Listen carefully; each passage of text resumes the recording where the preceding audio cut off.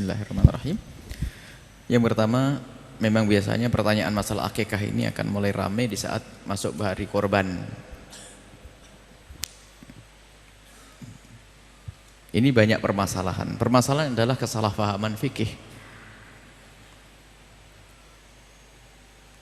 Kesalahpahaman fikih yang pertama adalah orang ngira korban, saya bicara korban dulu, ngira korban itu seumur hidup sekali. Ini nih kesalahpahaman fikihnya. Sehingga kalau ada Pak Haji diajak korban, oh saya sudah korban, kapan? 10 tahun yang lalu. Ini coba di masyarakat. Jadi sering baca, saya belum korban, saya sudah korban, saya belum korban, saya sudah korban. Padahal yang namanya korban itu sunnah. Kapan kita masuki bulan Idul Adha, maka itu disunahkan kita untuk korban. Ya kalau 60 tahun, kalau kita ketemu 60 kali ya 60 kali. Sunnah, tetap sunnah, tetap sunnah, tetap sunnah. Baik. Nah kalau akikah seumur hidup sekali. Haji sekali.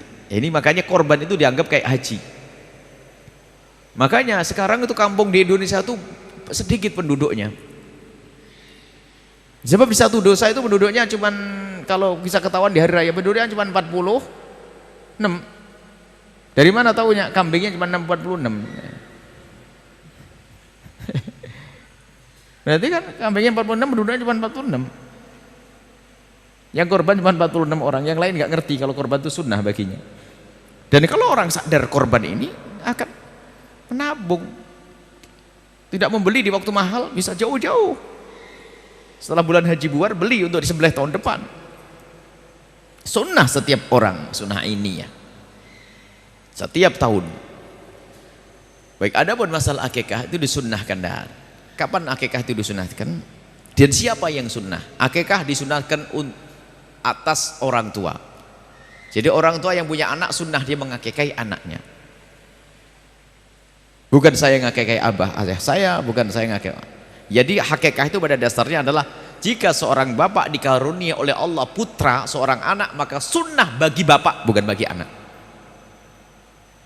Sunnah bagi bapak untuk mengakikahi. Madhab kita jumhur ulama mengatakan sunnah, ada sebagian mengatakan wajib. Nah kapan? Ya kapan anak itu lahir, sunnah untuk diakikahi umumnya adalah di hari ke-7 sambil diberi nama.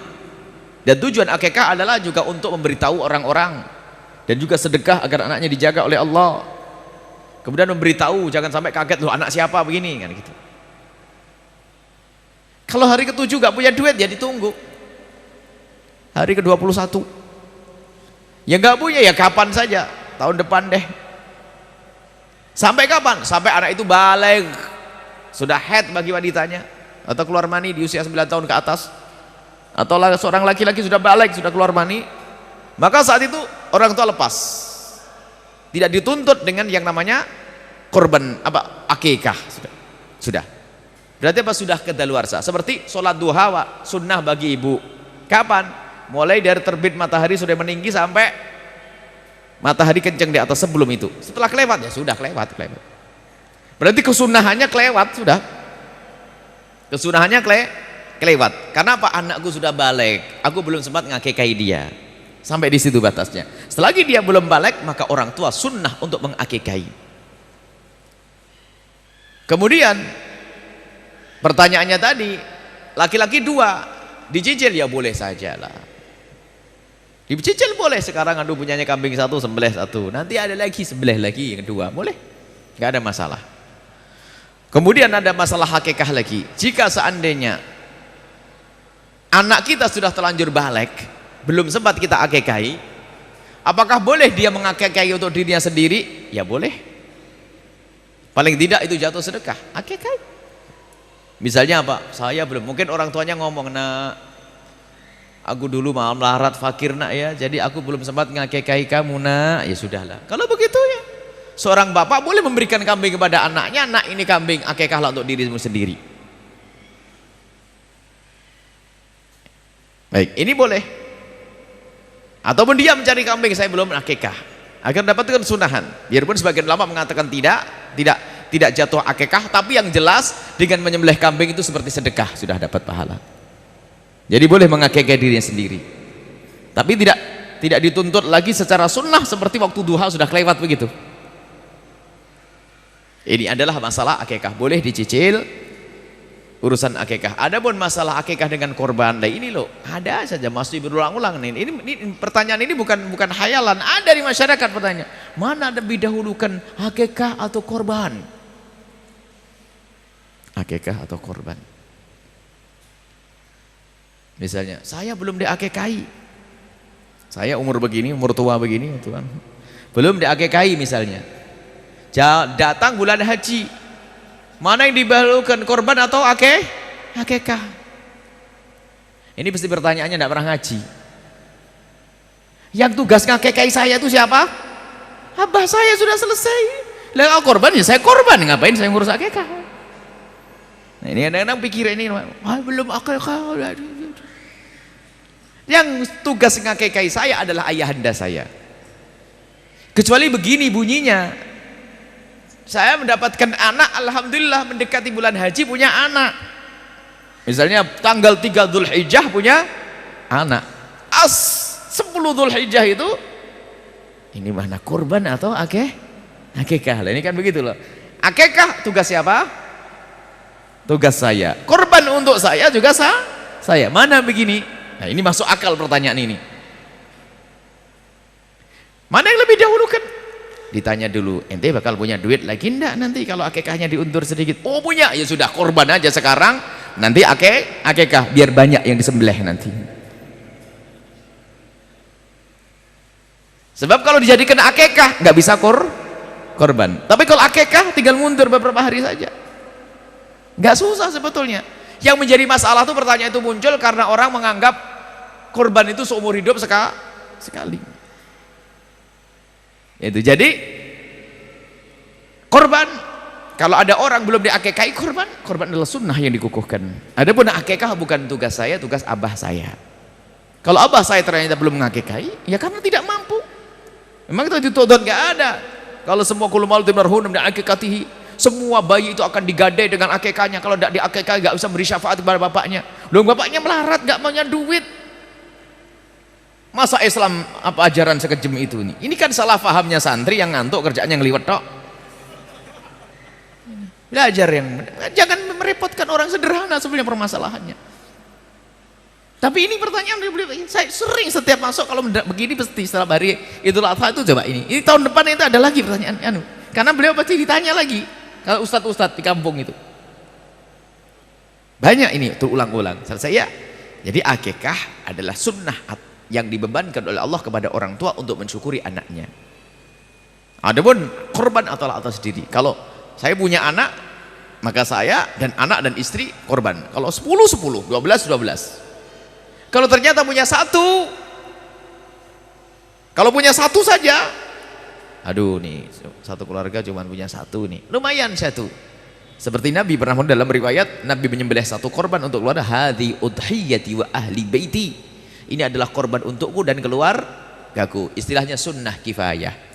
Jadi kalau kita punya keluarga 10, hendaknya nyembelih 10. Kalau nggak bisa 10 ya 9, nggak bisa 9 8, nggak bisa 8 nggak bisa 1 mewakili keluarga semuanya. Mewakili keluarga semuanya. Pokoknya jangan sampai nggak nyembelih kambing. Nah, ini. Makanya waktu kita di Arab dulu waktu sekolah, waktu pertama berumah tangga itu, baru sholat hari raya Idul Adha itu ibadah tetangga ngomong, nanti tak kirim dagingnya. Oh iya, kebayang di Indonesia doa on kan ya gitu. Gitu. Tak taunya apa, separuh kambing gelebuk. Oh begitu, rupanya setiap rumah itu pasti nyembelih kambing 1, 2 dan sebagainya, dikasih separuh kambing karena kita sudah berumah tangga, dikasih separuh kambing. Sebelahnya separuh kambing, bingung, akhirnya buat maulidan sama anak-anak sama temennya. Jadi budaya ini, jadi namanya hari raya besar tuh membesar betul, makan besar, enak daging semuanya. Di Indonesia Masya Allah memang orangnya qanaah, jadi cukup 3 on 4 on. Sudah begitu ada yang aneh-aneh lagi, dikalengin kasih tahun depan. Sudah sedikit kasih tahun depan, aneh lagi nih. Ikan lohan, ikan patin karena zaman korban dikornetin, kelamaan nih kayak di negeri yang kebanyakan korban saja ya. kita ngingetkan, nggak usah pakai kornet-kornetan itu. Mau di kemana, mau di apa, mau dibawa kemana ke Irian, kirimkan duitnya sama biaya untuk ngalengin sudah jadi. Biaya pengalengannya, korbannya tetap di sini, sebab di sini juga masih kok kurang. Paling banter 7 on, ya 7 on, 6 on, anaknya 10, dapat 1 pistol. Akhirnya jangan dikunyah anak biar awet. Walhasil. Sudahlah, ini fatwa aneh-aneh. Sudahlah, korban segera disampaikan. Terlambat dari hari tasyrik, haram bagi yang membaginya. Zalim kepada. Makanya korban itu hendak dituntas pembagiannya kapan? Hari tasyrik yang ketiga. Jadi hari raya pertama, kemudian besoknya hari tasyrik 11, 12, 13. Dan korban-korban itu sepanjang hari tasyrik masih bisa. Misalnya ibu hari raya Idul Adha nggak punya kambing, tak taunya hari raya Idul Adha mampir ke rumah bibi dikasih duit, boleh besok nyembelihnya. Beli ke pasar, beli. Tidak harus pas setelah sholat. Ditunda sampai esok hari tasyrik yang pertama, hari tasyrik kedua, hari tasyrik ketiga masih boleh. Tapi kalau Anda sudah diamanati untuk membagi daging korban, jangan disimpan ditunda-tunda. Tapi kalau daging korban sudah nyampe kepada Anda dapat bagian dikasih, boleh Anda simpan makan tahun depan juga boleh.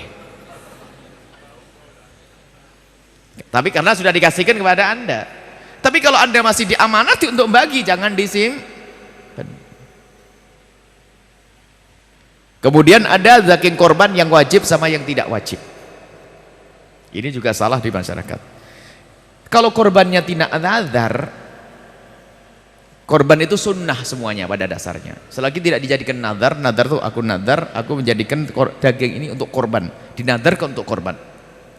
Kalau sudah kambing itu dijadikan nazar untuk korban, maka yang punya tidak boleh makan. Tapi kalau korban sunnah, rata-rata sunnah, ya boleh makan. Ini ada lagi, nggak boleh makan, nyium baunya dong. Sehingga kalau sudah tradisi baik, semuanya punya sembelihan kambing, setiap rumah nyembelih kambing, nanti caranya membaginya begini. Saya nyembelih kambing dibagi 3. Korban sunnah tadi dibagi 3. Sepertiga dibagikan pada fakir miskin. Sepertiga untuk keluarga, jangan sampai keluarganya ngiler. Sepertiga lagi dimasak untuk menyambut tamu, karena mungkin tamu datang. Setelah dibagi 3.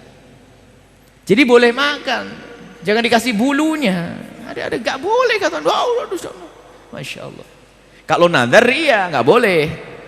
Ini adalah bab korban banyak nih, hukum-hukum korban tuh banyak ini. Kalau kita bicara korban, tapi tidak apa-apa, cukup sampai di sini dulu. Masih agak jauh, insya Allah kita akan bahas pada pertemuan selanjutnya, insya Allah. Baik.